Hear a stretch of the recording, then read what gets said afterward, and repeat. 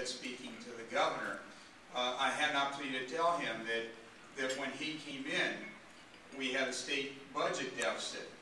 And we passed Proposition 1A to protect cities so that the government couldn't raid cities in order to balance the state budget. And I also ask them now more than ever, please to understand that cities are where education happens. Cities are where businesses are. Cities are where hopes and dreams are. You know, cities are where we can, you know, build a strong future and a strong economy. And sometimes as they're sitting there in Sacramento trying to figure out where they're going to take money to balance a budget, the ramifications of those actions are not immediately seen. One of the victories that I think yesterday achieved is we pushed very, very hard on the gasoline tax. And you might say, well, what is that? Well, it's close to $1 billion a year that right now goes from whenever you go to a gas station, you pump gasoline or diesel, there's a tax that goes back to locality so we can maintain streets.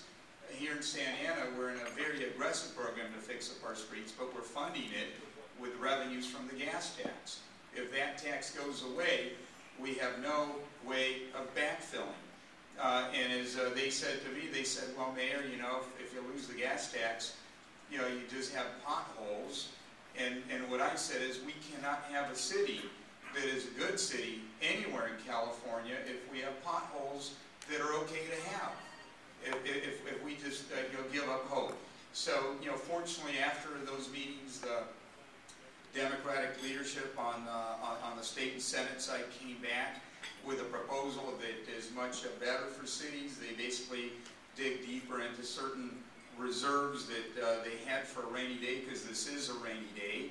And we're not yet out of the woods, but I'm hopeful that school districts and cities and local government is not used once again to balance, you know, Sacramento's budget woes. Part of what I also told them is that we have already suffered a lot. You know, we have wonderful workers here in the city that we're now not able to employ.